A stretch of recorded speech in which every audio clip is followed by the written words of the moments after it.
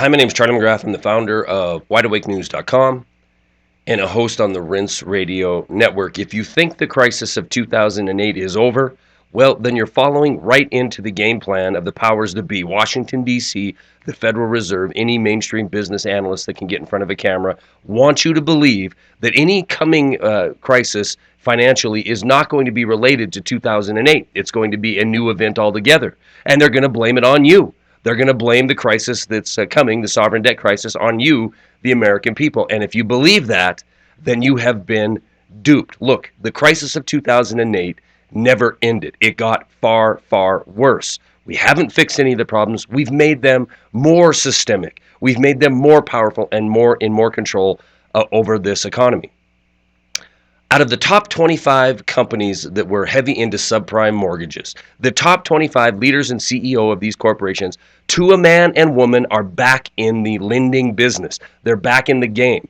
You would think that these corporations that tanked this economy in 2008 and ushered in command and control economy by the Federal Reserve, giving them extraordinary power and absolutely making this a planned central government operated economy. You think some of these guys would be in prison. They're not.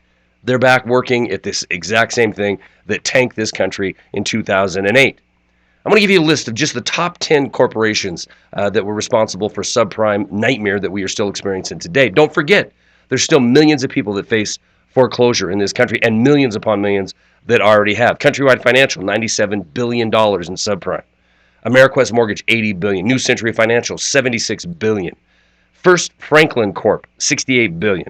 Long Beach Mortgage, $65 billion. Option One Mortgage, $64 billion. Fremont Investment, $61 billion. Wells Fargo, $51 billion. HSBC, $50 billion. And WMC Mortgage, a division of General Electric, $49.6 billion. These individuals are back in the game. These corporations, in a lot of cases, have been gobbled up and paid for at taxpayer expense, but they're still playing the exact same game. Let's take a look at a few of these CEOs. That instead of being hauled in front of a court and thrown in prison for reckless behavior in the 2008 crisis, they're back in the game full force and making money hand over fist. Andy Pollock, no relation to our friend Warren Pollock, was the head of First Franklin Group.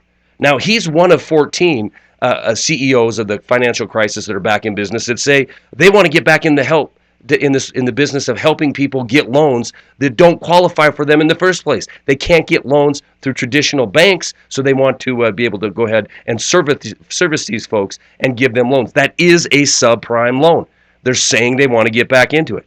In 2013, he became the head of Rushmore Loan Management. It was a company that was only collecting mortgage payments, but now they're back in the business of lending. He's exactly where he wants to be. And oh yeah, by the way, throughout the entire crisis of 2008 till present, he was able to hold on to his 5-bedroom, $2.4 million California home. And in fact, he took 15 employees from First Franklin and he put them in a consulting group, put them on ice for a few years until the smoke cleared and the people were duped into believing the crisis was over. And he brought them on board with his new Rushmore Loan Management Group.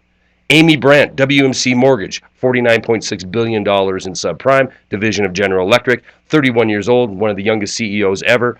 She is back in the business. She is now the COO of Prospect Mortgage, who offers interest-only loans to those who are crazy enough to sign up for them.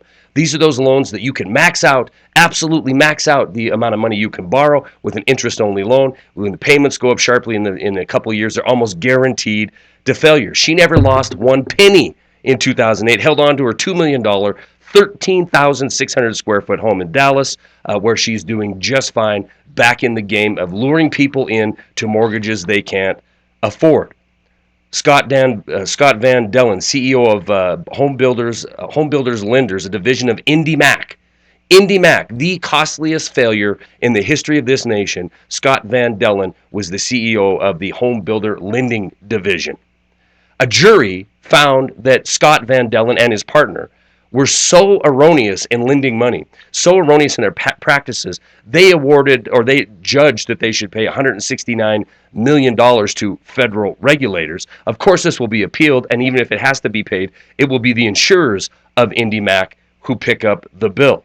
He's back in the game. He's the head of Yale Street Mortgage, in the same zip code as IndyMac, and they're buying loans in order for people to buy houses, fix them up, and flip them. single-family homes. They want to buy up these foreclosures, fix them up, and flip them. Does it sound familiar? It should, because it's exactly what we went through in 2005 through 2008 and the collapse.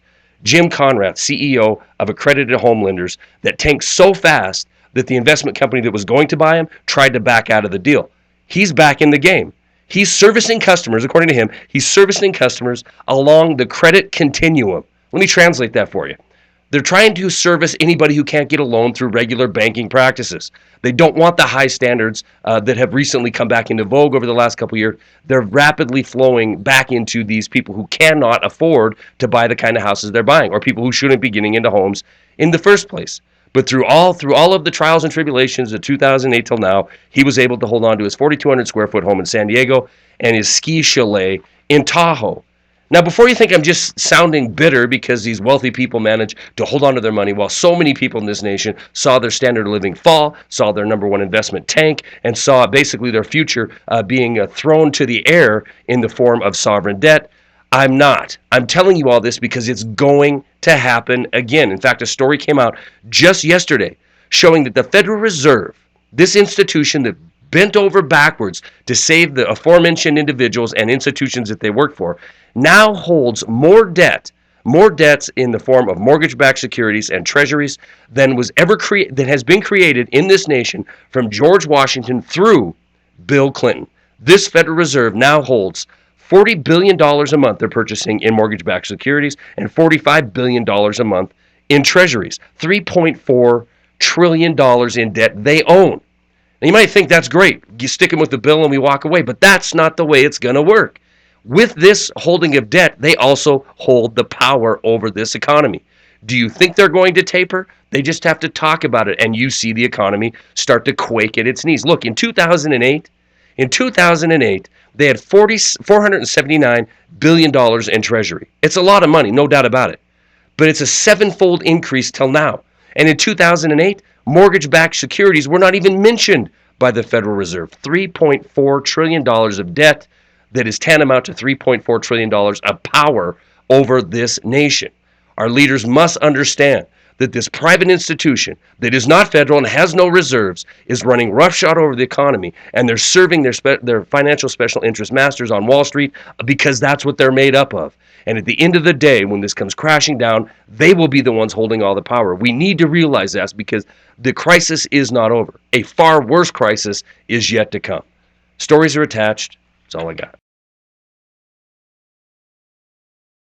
Gabe Elton and Austin Rare Coins and Bullion have supported Wide Awake News since our beginning. And with everybody and their brother out there selling precious metals these days, Austin Rare Coin and Bullion's integrity and trustworthiness are truly second to none.